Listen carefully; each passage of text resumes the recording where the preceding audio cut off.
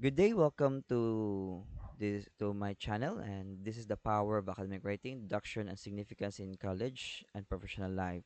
So one thing that I really regret when I was in college is that I did not know about academic writing. I was not able to practice it, but I think I have practiced it during my high school days in my high school days. But in my opinion, it was not well practiced given that we have so many students, or I have so many classmates, and I think that the teacher has no has that do not have the time to really uh, correct, guide, mentor the academic writing, and I really wish that I have someone or a tutor. If I really wish that I have that kind of capacity or resources at that time to have a tutor to teach me academic writing, so that I'm able to have the academic to practice academic writing skills that will be very helpful in my college and now in my professional life as a college instructor. So if you are planning to be in the academe, writing is very important. You need to publish research, you need to present, and presenting researches must it really reflects on how you wrote the research. It's not just a simple presentation, because the way you write it is the way you will present it. That's in my experience, and that what how I saw people presenting their paper. So even if you are not going to the academe, you're gonna still gonna write reports, technical writing, professional writing, legal writing, so on and so forth, whatever career you will choose. So this series, actually not series, sorry, this video is a preview of my tutoring service. So if you want to learn academic writing, if you want me to tutor you and help you improve in your academic writing to prepare you in your college life, and most especially in the professional life, the link is in the comment section below, and and please visit it. And in the last page is my email, and you could see the lesson coverage in the last part about the academic writing. Okay, so let's begin. So the lesson outcomes: by the end of the lesson, you will be able to know what academic writing is, understand the use of evidence and proof in writing, identify the qualities of good academic writing, able to understand the importance of academic writing in college and professional life. So academic writing is one way of writing and can be defined in many ways. One definition states that academic writing is writing that is clear, concise, focused, structured, and backed up by evidence. Its purpose is to aid the reader's understanding. So this is from the University of Leeds from UK. Academic writing is a formal style of writing and is generally written in a more objective way, focusing on facts and not unduly influenced by personal opinions. That's why even essays are under academic writing, especially when it's done in schools. So even a personal essay can is an academic writing, but of course it is influenced by more morely, I think, in terms of more on personal opinions. But um, that's why when I ask my students to make essays, I always tell them to have use anecdotal evidence, experience, um, uh, ev- uh, let's say common knowledge to the people as a way to back up your your personal essay, because because I don't allow them to search and they cannot give citation, but at least that for example, you're gonna say that uh, recently in TB5 there was a report that this uh, because of the flood control, uh, many lives were uh, lost. So if the question will be, if the question of the essay will be, are you do you agree to punish, I know, do you agree death penalty towards those corrupt politicians, especially in the flood control situation? So if they're gonna say yes, because uh they are the moral agent, because in ethics they teach about moral agent, because they are the moral agent and their action causes this and that and according to news, so on and so forth. So even though it's a personal essay, it's still backed up by evidence, and this evidence common knowledge. If it's news, if it's in the social media, I mean common knowledge in a sense that many people know about it. So because the idea of common knowledge is the sun is a star, so that's a common knowledge given that it's been taught.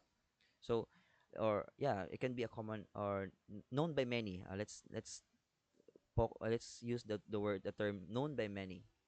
So it's been by delivered by news that about this, about that. Many died in the flood, and and many, according to engineers, architects, so on and so forth, that because of the weak flood control, that was the cause of this overflowing water, so on and so forth. So that can be an evidence. So anecdotal evidence, experience, and known by many, by means of social media, news, so on and so forth. So, evidence versus proof. So, what is evidence? The Oxford Dictionary defines evidence as the facts, signs, or objects that make you believe something is true. The word evidence is commonly used in law, court, or criminal investigation. In these settings, evidence refers to the various facts in a case that point to guilt. So, uh, evidence are like facts, signs, or objects that make you believe something is true. So, if you're gonna framed evidence, framing evidence. Okay, let's frame the evidence in terms of the flood control, because flood control is a known issue here in the Philippines. So framing the evidence. So during the Typhoon Tino, let's say this is for example. I don't know if it's true, but for example, yeah, you could use this. Many died during the flood, during flooding caused by the heavy rain during Typhoon Tino. So, uh, according to engineers, it was the failed flood control, or unfinished flood control, like that. So, that can be an evidence, uh, professional evidence, or statistical evidence, like that. So, what is a proof? When all the evidence points to a concrete conclusion, you have proof. Proof is something that establishes certainty. In other words, what proves something is true beyond a reasonable doubt. So, all of this evidence proves that this is very important, or this is the state of the matter. So, for example, when my first research paper was about the revisiting Aquinas on delayed animation and immediate immunization, interrogate the onset of life. Wow, I still remember my first research paper. So my evidence, the I argue that the the zygote, the fetus, or the baby inside is human. The zygote, the fetus. I argue that. So I use evidence. I use Aquinas to prove that the baby is human. So this as the yeah, I frame it like this. So the soul, the the the proper act of the soul is the body. So in order for a human to actualize, it needs to have a soul and a body. That's why when a person dies, it is not human anymore. So if the baby, and then I argue also that the soul, but the one of the functions of the soul is development and growth. So because of the development and growth, it is impossible for a dead or not human zygote fetus to grow, to develop, because if the zygote or the fetus has no human soul, and it is not human at all, then it is impossible to develop. So in order for you to be human, again, you must have a human soul and human body united. So you are a human being. Without that, you cannot be called human. So if the baby is growing, developing, therefore the baby is human, because when the baby goes out when the fetus or zygote develops and then goes out in the womb of the mother, it is not a monkey but a baby, human baby. So that's how I frame my evidence to give proof that the zygote, the fetus, is human. So academic writing is structured and logical, therefore brings the reader from one key point to the next. So that's why when I write paper, I have written many paper and presented it in different conference, both national and international conference here in the Philippines. And I was hoping that I could the one of my paper was accepted in the University of Leeds. Unfortunately, I was not able to pay the fee, so I was not able to present. But anyways, uh, um, yeah. So when I write the paper, I'm always gonna ask myself, how does I want my reader to read it? Or of course, my audience are the academe, the scholars, the people that will my fellow teachers, uh, my fellow teachers, or my those who are in the academe, or those who are in college, or those who just want to read the paper. So my okay, sorry, the way I frame my writing is that I always start with a hook.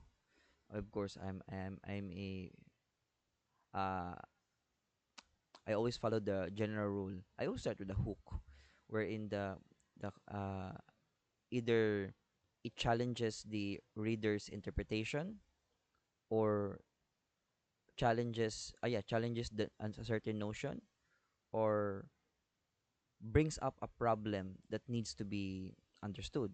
So and then I'm gonna put the evidence. I did the argument, the evidence, then the the interpretation. So that's how I somehow uh, write my my research paper. So it is important for you when you are writing to convey the information clearly and concisely. As in terms of writing success, quantity does not always indicate quality. So use specific words, not vague ones. So you are not doing creative writing. So do not use flowery words or highfalutin words, or figures of speech. Well, figures of speech like similarly, you could do that. You could do that, but not in a way that it's like poetic. So as much possible for beginners, use words that are general, understandable, and not idioms. Do not use idioms. Please do not use idioms unless it is part of the this is part of the critique. So especially in if you are critiquing language, uh, idioms can be used, but it must be interpreted in the paper. So use specific words that are not vague ones and that clearly uh tells the intention of the paper. So unlike creative writing, like you're gonna let the readers imagine, think, and then they will uh filled with joy, or let's say a certain emotions when they read that. But in academic writing, we don't do that. We want the readers to understand the point, to know something, and to share. Okay. So your writing should always be supported by evidence, research, which demonstrate understanding of underlying theories, processes, and practices. This is a good practice. Read the source first before using it.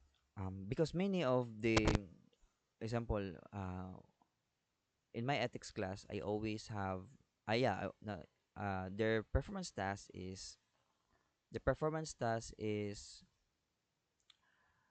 research writing. So about ethics, and there were one presenter that misrepresented Aristotle's Nicomachean Ethics. So I said that, have you read the or have you somehow studied it more, or researched it more? And yeah, the person did not. So the idea of Aristotle was misrepresented in the research. So that's very important to read the source first before using it, because We don't want to misrepresent the author. And one thing, and I remember when I was attending a conference, a philosophy conference, um, there was a presenter who presented a certain philosopher, and then the back uh, at the back was a doctor philosophy, and then the doctor philosophy said that, uh, do you think that's the idea of that philosopher, or are you putting words to the mouth of the philosopher? So it's very important that you read the source first and very confident on the idea. Um, do not use it. Research more, and of course you could ask people who are well versed in that and so on and so forth. But remember, we are human beings, and we tend to forget, and sometimes we add. Even doctorate or people who are have a high degree do that. Okay, even that in my experience, um this is not what I read, and this is not, so it's better to read the primary source if there's primary source. So yeah, better to read. Sources of ideas: thought, APA 7, sorry, MLA, Chicago, or if you're gonna paraphrase it, so on and so forth. Mean incorporating facts and other information. This should not just be copied and pasted, but instead should be used as a basis for discussion or forming an argument. So remember the general rule: less discussion, interpretation.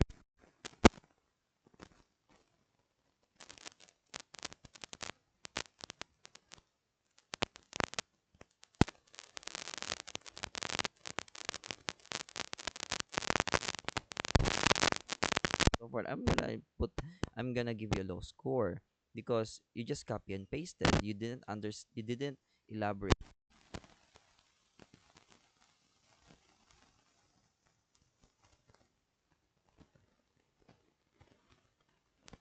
Professor be angry if you do that in so you just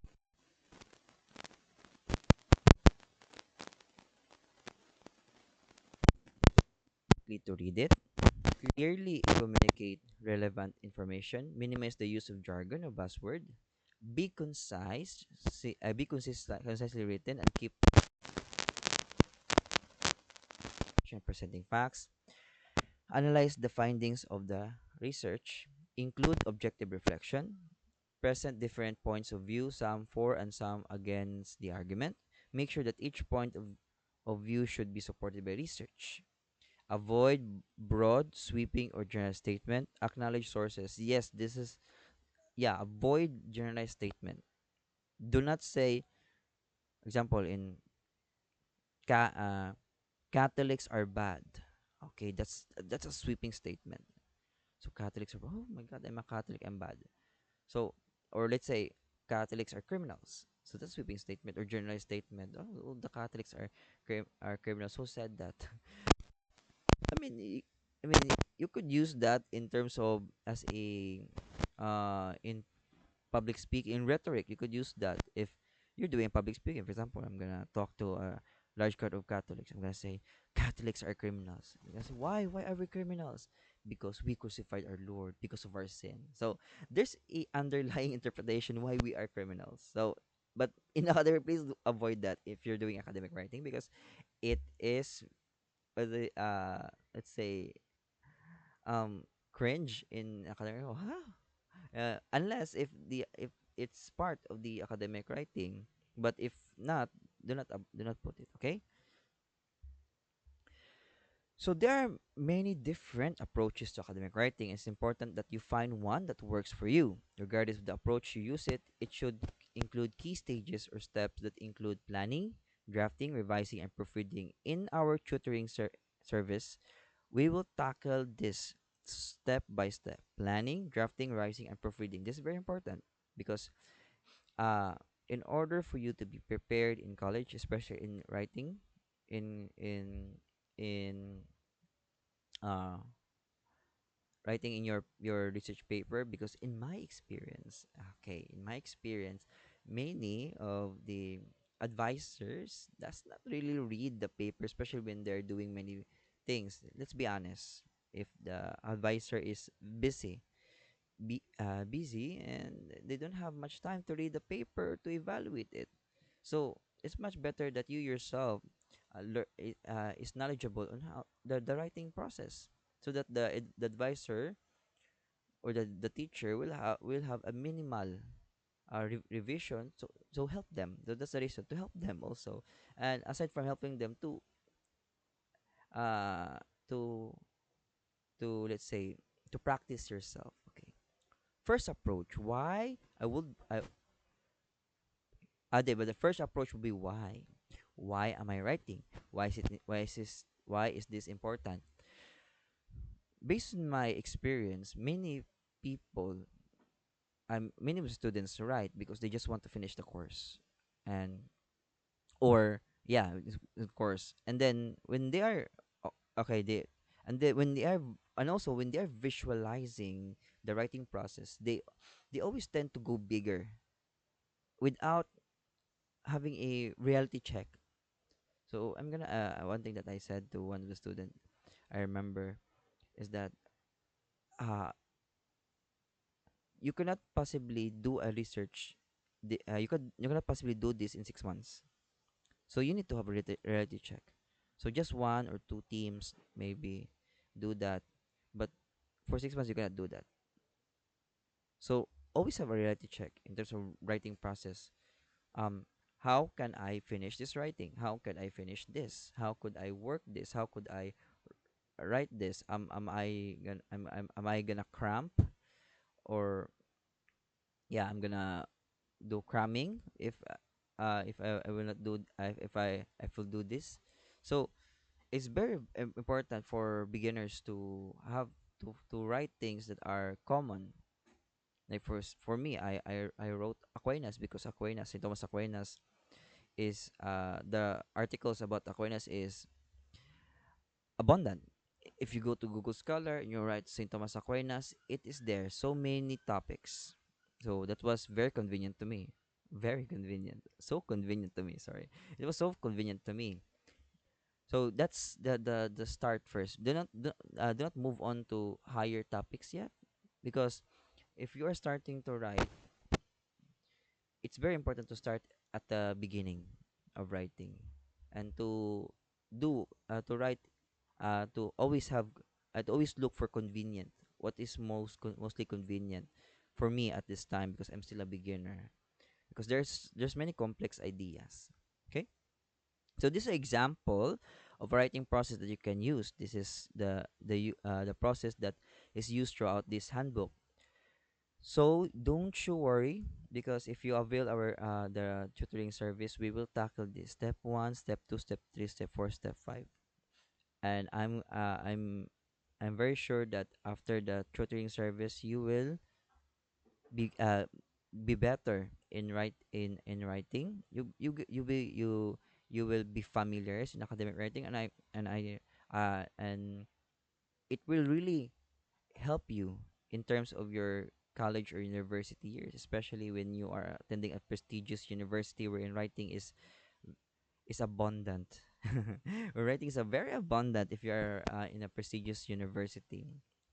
So because as I know, most of the prestigious university, they have teachers. They have many teachers and few students in the classroom, and then they have time to read essays. So yeah, you will improve after the tutorial, because there's every lesson has an exercise, and there's always an assessment. So for college and professional life, it develops critical thinking. Academic writing pushes you to analyze information, evaluate evidence, and form logical conclusions. These skills are valuable in any profession where you need to make informed decisions or solve complex problems. So as I said, that academic writing really helped me in terms of my thinking, because the way you present your paper is the way is it is how you write it. You wrote it. Sorry, you wrote it. So the way you uh, it really helps in terms of framing. Uh, how do you frame the arguments, the evidence, the paper itself? It improves communication skills. Clear, organized writing helps you express ideas effectively. In college, this means better essays and research papers. In professional life, it means writing strong reports, emails, proposal, and documentation.